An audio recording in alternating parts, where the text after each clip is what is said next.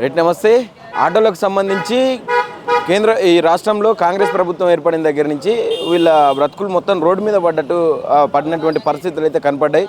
మొత్తం కూడా అంటే ఏదైతే మనకు ఫ్రీ బస్సు పథకం తెచ్చిర్రో దానికి సంబంధించి మొత్తం కూడా పూర్తి స్థాయిలో వీళ్ళని ఆగం చేసినట్టుగా మనకు కనిపిస్తూ ఉన్నటువంటి పరిస్థితులు అయితే కనిపిస్తున్నాయి. ఒకసారి మాట్లాడే ప్రయత్నం చేద్దాం. ఈ రోజుకు కూడా ఇంకా అందరూ రోడ్ల మీదకి వచ్చి ఇంకా నిరసనలు ధర్నాలు తెలుపుతున్నటువంటి పరిస్థితి. ఒకసారి మాట్లాడే ప్రయత్నం చేద్దాం. అన్న, ఎట్లా ఉంది అసలు, ఏంది పరిస్థితి ఆటోలో? కాంగ్రెస్ గవర్నమెంట్నే ఆటోలకు వ్యతిరేకం. ఈ 3 సంవత్సరాలు కాబోతుంది, ఇంతవరకు 12,000 రూపాయలు ఇచ్చింది లేదు. మళ్ళీ మళ్ళీ జిల్లాల ఆటోలు వస్తున్నాయి. 2 వీలర్ వితౌట్ ట్యాక్సీ ప్లేట్. రవాణా శాఖ మంత్రికి కూడా అవగాహన లేదు, సీఎంకు కూడా అవగాహన లేదు. ఏంది వితౌట్ ట్యాక్సీ ప్లేట్ ఎలా నడుస్తుంది? ట్యాక్సీ ప్లేట్ నడవాలా? కొత్త ఆటోలు ఇస్తుండు, ఆ 12,000 రూపాయలు ఇవ్వాలి. 26 నెలలు అవుతుంది, 12 రూపాయలు లేదు. ఈవీ వెహికల్స్ అన్ని ఆటో వెహికల్స్ తెస్తుండు. మరి మా పరిస్థితి ఏంది? మేము ఎలా బతకాలి? ఇదేనా పరిష్కారం? కాంగ్రెస్ ఇంకోటి కూడా వినబడుతుంది కదా, మొత్తం ఆర్టీసీ యాజమాన్యానికి ఆటోలని అనుసంధానం చేస్తామని చెప్పి ఈవీలు కావచ్చు. ఇదే 12,000 రూపాయలు లేదు, మహిళలకు ఫ్రీ ఉచితము. 2 వీలర్ ఓన్ వెహికల్ వాళ్ళు మగవాళ్ళని తీసుకెళ్తారు. ఫ్రీ బస్ అనేసి వీళ్ళు పొన్నం ప్రభాకర్ రవాణా శాఖ మంది తీసుకెళ్తారు. ఆర్టీసీ అని వీళ్ళు తీసుకెళ్తారు. మేము ఎవరిని తీసుకెళ్ళాలి? మేము ఎలా బతకాలి? మాది ఏంది? మా బతుకు తెరువు ఏంది? గవర్నమెంట్ అనేది సామాన్యునికి సహకరిస్తుందా లేకుంటే ఏ విధంగా? ఆర్టీసీ అల్లకల్లోలంగా ఉంది. ఆర్టీసీని తీసుకొని ఫ్రీ చేసినావు, మిగతా హామీలు ఏమైనా అమలు చేసిండా? 6 ట్యాక్సీలు 6 సిలిండర్లు ఇస్తా అన్నాడు, అది మాకు సంబంధం లేదు. 6 గ్యారంటీలలో ఇది ఒక్కటి ఆయన చేతిలో ఉంది కాబట్టి ఆయన తీసుకుంటూ. రవాణా శాఖ మంత్రికి అవగాహన లేని పరిస్థితి. ఆటో డ్రైవర్లను సావులు తప్ప ఇంకోటి లేదు, అలాంటి పరిస్థితి ఉంది. 12,000 ఇస్తా అని చెప్పి గతంలో చెప్పిండు. మరి గతంలో ప్రమాద బీమాలు అవి ఉంటుండే మీకు, ఇప్పుడు ఏంది పరిస్థితి? ఏమన్నా బీమా కూడా లేదు, ఉన్నది కూడా లేదు. ఆయన దగ్గరికి వెళ్తే మాట్లాడేదే లేదు. ఆయన ఉల్టా పొన్నం ప్రభాకర్ కానీ సీఎం రేవంత్ రెడ్డి కానీ ఉల్టా 30,000 40,000 ఆటోలు రిలీజ్ చేసిండు. ఈ రోజుకు 2-3 లక్షల బైకులు ఇన్లీగల్గా తిరుగుతున్నాయి. ట్యాక్సీ ప్లేట్ అనేది మీకు కూడా తెలుసు, మీడియా మిత్రులకు మీరు సహకరించాలి. 2 వీలర్ అనేది ట్యాక్సీ ప్లేట్ చేసుకొని నడపండి, దానికి ఒక చట్టం ఉంటుంది. ఈ సెంట్రల్ గవర్నమెంట్ అమలు చేసి ఉండొచ్చు, దానికి ఏంది? దాని ప్రణాళికంగా ఏ విధంగా ఉందో ఆ విధంగా నడుపు. మేము 3 లక్షలు పెట్టి ఆటో కొంటే ఈరోజు మొన్న ఒక వీడియో వచ్చింది యూట్యూబ్లోనే, మీ ప్రెస్ వాళ్ళు పెట్టింది. ఇన్ఫోర్సెస్లో చేస్తాడంట ఆయన ర్యాపిడో చేస్తుండు. ఈరోజు రోజుకు 1000 రూపాయలు తీసుకోదామనే పరిస్థితి లేదు. ఈరోజు ఒక్కొక్క ఆటో డ్రైవరు ఫైనాన్స్ కట్టలేని పరిస్థితి, పిల్లల ఇల్లు కిరాయిలు కట్టుకోలేని పరిస్థితి. ఆటో డ్రైవర్ అంటే వేస్ట్ అయిపోయి ఈవీ వెహికల్స్ వచ్చే ఆటో డ్రైవర్కి సాగు తప్ప వేరే మార్గం లేదు. మీరే కదా ఇప్పుడు మార్పు కావాలి, మొత్తం మన బతుకులన్నీ మారుతాయి, మార్పు కావాలి, కాంగ్రెస్ రావాలని చెప్పి పాటలు కూడా వేసుకొని తిరిగారు కదా ప్రచారాలలో భాగంగా. మార్పు అంటే ప్రాణాలు తీస్తాడని మాకేం తెలుసు? ఈరోజు ఏదైనా జనాలు కాదు, ప్రతి ఒక్క సమస్య గవర్నమెంట్ పరిష్కరించే పరిస్థితి లేదు. వాళ్ళ పదవులు ఎట్లా కాపాడుకోవాలనే తప్ప రవాణా శాఖ మంత్రికి ఇంత కూడా అవగాహన లేదు. సీఎంకు కానీ కలిసే ప్రయత్నం చేసినప్పుడు 2.5 ఏళ్ళు గడిచిపోతున్నది.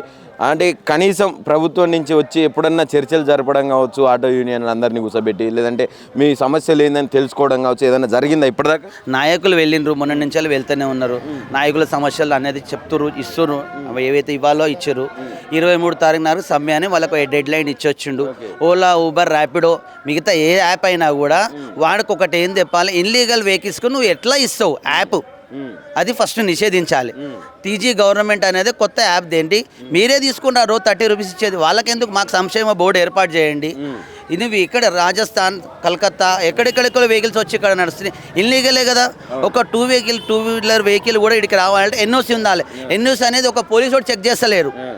పోలీసు వాళ్ళకి కూడా నాకు లేదు అంటే వీళ్ళు వాళ్ళకి ఆర్డర్స్ ఇస్తలేరు, వాళ్ళకు కూడా అంత లేదు. సీఎంని వీళ్ళని చూసుకోవడం తప్ప వేరేది లేదు. ఈ తక్షణమే గవర్నమెంట్ ఇట్లనే చేస్తే నెక్స్ట్ గవర్నమెంట్ అనేది మేము ఎవరికి వేయాలనో వాళ్ళకి ఇస్తాం న్యాయం చేయడం. అంటే ఇప్పటికీ కొంతమంది చనిపోయినటువంటి పరిస్థితి, ఆత్మహత్యలు చేసుకొని కూడా. ఏంది అసలు దానికి సంబంధించి కూడా ఏమైనా స్పందించిందా? ఆర్థిక సాయం కావచ్చు, ఏది కూడా స్పందించలేదు. ప్రతి ఆటో డ్రైవర్కి 5 లక్షల ఇన్సూరెన్స్ ఇవ్వాలి. చచ్చిపోయిన వ్యక్తిని ప్రతి వెరిఫికేషన్ చేసి ఆటో డ్రైవరా కాదా అని మీరు డౌట్ ఉంటే ఆటో డ్రైవర్ ఆత్మహత్య చేసుకోవాల్సిన, ఆల్రెడీ ఆటో అంటేనే సామాన్యుడు అన్నట్టే. ఆటో డ్రైవర్ ఆత్మహత్య చేసుకునే అంత స్థితి ఉంది. మీకు కూడా తెలుసు, మీడియా మిత్రులకు మీకు కూడా తెలుసు. మీరేంది ఒకటి సహకరించి ప్రతి ఒక్కటి అమలు చేయాలి. మాకు 26 నెలలు అవుతుంది, 26 నెలలు నెలకు సంవత్సరం 12,000 36,000 రూపాయలు మాకు ఇవ్వాలి. ఇచ్చిండా? 6 సిలిండర్లు అన్నీ ఇచ్చిండా? ఏడే స్కాలర్షిప్ మా పాప 5 years అవుతుంది, ఇంటర్మీడియట్ అయిపోయింది, ఇప్పుడు డిగ్రీ 3rd year, స్కాలర్షిప్ రాలేదు. ఏది 5,000 రూపాయలు వచ్చే స్కాలర్షిప్ ఆటోలు కానీ కాదు, అందరికి అంతే ఉంది. అందరికి అంతే ఉంది కదా సార్, మీకు తెలుసు కదా, మీకు తెలిసిన విషయం. ఏం డిమాండ్ చేస్తున్నారు మరి ఫైనల్ గా? మాకు 12,000 రూపాయలు ఇవ్వాలి, 2-wheeler అనేది తీసేయాలి, సంక్షేమ బోర్డు ఏర్పాటు చేయాలి. ఈవీ వెహికల్స్ వస్తున్నాయి అంటారు, ఈవీ వెహికల్స్ తప్పనమే ఆపకపోతే మేము సీఎం ఇంటినైనా ముట్టడిస్తాము, ఆత్మహత్య చేసుకోవడానికి కూడా సిద్ధంగా ఉన్నాం. అన్న ఏం చెప్తావే? 2.5 ఏళ్ళు గడిచిపోయింది, ఇంకా మీరు ఇట్లనే రోడ్ల మీదనే ఆటోలు పెట్టుకొని ధర్నాలు గిరినా లేదా మరి ఏమన్నా ఉందా దానికి సంబంధించింది? అయితే రేపు ఏదైతే 23 అర్ధరాత్రి నుంచి స్ట్రైక్ అనేది జరగబోతుందో, ప్రత్యేకంగా వచ్చేసి ఆర్టీసీలో అండి, ఆర్టీసీలో వాళ్ళు ఏం చేద్దాం అనుకుంటున్నారు అంటే ఉన్న డ్రైవర్లను కూడా రోడ్ల మీదకి తీసుకొద్దామని చూస్తారు. ఆల్రెడీ బ్రెయిన్ స్ట్రోక్లు వచ్చి ఈఎంఐలు కట్టలేక డ్రైవర్లు ఒక్కొక్కరు ఎట్లయితే కూర్చున్న ఆటోలో అట్లాగే చనిపోతున్నారు. ఎవరు ఇదంతా చేసింది? Revanth Reddy. Free bus effect ఒకటి. First of all free bus తీసేసి దానికి బదులు ఎడ్యుకేషన్ పర్పస్ పెట్టు, స్కూల్ పిల్లలకి స్కూళ్ళు డెవలప్ చేయి, అంబులెన్సులు పెంచు, హాస్పిటల్లో ఫెసిలిటీస్ పెంచు. గవర్నమెంట్ హాస్పిటల్లో కుక్కల కంటే హీనంగా చూస్తున్నారు. మాలాంటి మధ్యతరగతి వాళ్ళు పోతే ఈడ్చి పడేస్తురండి. గాంధీ హాస్పిటల్లో ఒక డ్రైవర్ లెక్క గాంధీ హాస్పిటల్ రాత్రి అర్ధరాత్రి కనుక మాకేదన్నా జరిగి ప్రైవేట్ హాస్పిటల్లోకి పోలేకుండా గవర్నమెంట్ హాస్పిటల్లో పోతే ఒక్క ఫెసిలిటీ సరిగ్గా లేదు. దానికి నువ్వు ఈ ఫ్రీ బస్ ఎత్తేసి గవర్నమెంట్ హాస్పిటల్ మంచిగా చేయి, గవర్నమెంట్ స్కూల్స్ మంచిగా చేయి. వద్దంటావా? మా పిల్లలు కూడా ఎడ్యుకేషన్ పర్పస్లో పెరుగుతారు, ముందుకు వస్తారు. హాస్పిటల్లో మాకు కొన్ని ఫెసిలిటీస్ పెరుగుతాయి. ఇంకొకటి, మేము మొన్న దగ్గర ఇప్పుడు ఎప్పుడు లేనిది బైక్ ట్యాక్సీకి మీటర్ రేటు ఎవరు ఇచ్చారు? ఏ గవర్నమెంట్ ఇచ్చింది బైక్ ట్యాక్సీకి? వైట్ ప్లేట్లో వాడు అమ్మాయిల కోసం ఖాళీ అమ్మాయిల రైడ్లు ఎత్తుతాడంట.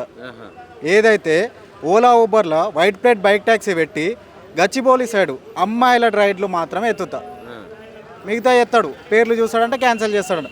R15 బుల్లెట్లు ఎవరు ఇస్తున్నారండి దీనికి పర్మిషన్? బుల్లెట్లు ఉన్నాయి ఖాళీ అమ్మాయిల కోసం అంట. ర్యాపిడోలల్లో ఇంతగానం చేస్తుంటే గవర్నమెంట్ ఏం చేస్తుంది? కనీసం ఒక యాక్షన్ తీసుకోదా? మీరు బైక్ ట్యాక్సీ చేసుకోండి వద్దన్నట్లే. పొన్నం ప్రభాకర్ ఏం చేస్తుండే? ఆయన ఎప్పుడైనా కలిసిరా ఈ సమస్యల మీద? ఎన్నో కంప్లైంట్లు ఇచ్చామండి, ఎన్నో దరఖాస్తులు ఇచ్చాం. చూస్తాం చేస్తాం, దాన్ని ఏం చేస్తారు? ఫైల్ మీద తీసుకుంటారు. మా ముందట ఏదైతే అర్జీ ఉందో అర్జీ తీసుకుంటూ ఆడ పక్కకు వాడేస్తారు. అంతే. ఏంటంటే మేము తీసుకున్నాం, వాళ్ళని పిలిచినాం, మాట్లాడాం. ఎలాంటిది మాత్రం మా డ్రైవర్లకు ఎలాంటి ఫెసిలిటీ అయితే లేదు గవర్నమెంట్ నుంచి. ఇప్పుడు మీరు ఇవన్నీ మాట్లాడుతారు, ఇబ్బందులు ఉన్నాయి అది ఇది అని చెప్తారు. ఆయన మీరే కదనే మార్పు కావాలి, కాంగ్రెస్ రావాలని పాటలు పెట్టుకొని తిరిగిరు కదా. ఒకటి మనం ఏంటంటే ఒక మార్పు జరిగితే మనకంటూ ఒక మార్పు అంటే ప్రభుత్వం ఎప్పటికొకటే ప్రభుత్వం ఉందనుకో ఎలాంటి మనకి ఇంప్లిమెంట్ జరగదు. నమ్మినాం, గుడ్డిగా నమ్మి ఓట్లు వేసినాం, మమ్మల్ని కూడా గుడ్డిగా నమ్మి గొంతు కోసినాం. మంచిగా సరిగ్గా మా గొంతు కోసి ఎట్టి పరిస్థితిలో ఇంకా నమ్మేది లేదు, నిన్ను గెలిపించేది మాత్రం అస్సలకి లేదు. ఏముంది ఇంకా మళ్ళీ ఇంకో సంవత్సరం ముందల మీకున్న మీ సమస్యలన్నీ తీర్చి ఉన్న పెండింగ్లో మీకు ఏమేమి అమలు ఇచ్చిండో అవన్నీ క్లియర్ చేస్తే మళ్ళీ ఓట్లు ఎందుకు వేస్తామన్నా? ఎందుకు వేస్తాం? మళ్ళీ ఓట్లు వేస్తే మా చెప్పు తీసుకొని మేము కొట్టుకోవాలి. నువ్వు చెప్పింది ఒకటి, చేసేది ఒకటి.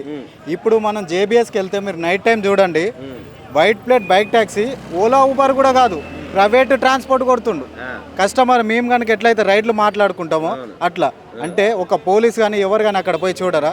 ట్రాన్స్పోర్ట్ మినిస్టర్ పొన్నం ప్రభాకర్ గారు కనీసం ఒక ఫెసిలిటీ అంటే ఒక ఆటోకి ఇన్సూరెన్స్ ఉందా, ఫిట్నెస్ ఉందా, ఎలాంటివి చెక్ చేస్తున్నారండి? ఇప్పుడు district vehicles, other district vehicles ఎన్నో వస్తున్నాయి. డిస్ట్రిక్ట్ కాక ఇంకొకటి ఏంటంటే ఇప్పుడు పక్క రాష్ట్రాల నుంచి కూడా వస్తున్నాయి.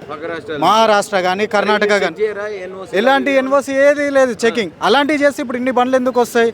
సరే ఒక డిస్ట్రిక్ట్ ఇప్పుడు మన తెలంగాణ స్టేట్ కాబట్టి ఇక్కడికి వస్తున్నాయి, తోలుకుంటున్నాయి, దానికి అలా అబ్జెక్షన్ లేదు.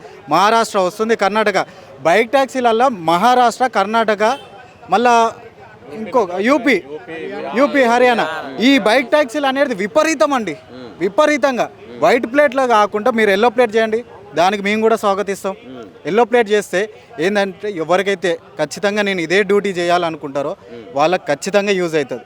మిగతా అనవసరమైన ఉన్న వాళ్ళే వెళ్ళిపోతారండి ఖచ్చితంగా. దీంట్లో ఎవరు సాఫ్ట్వేర్ అంటే ఎంప్లాయీ 1,50,000 జీతం పెట్టుకొని Ola Uber up and down చేస్తాడు.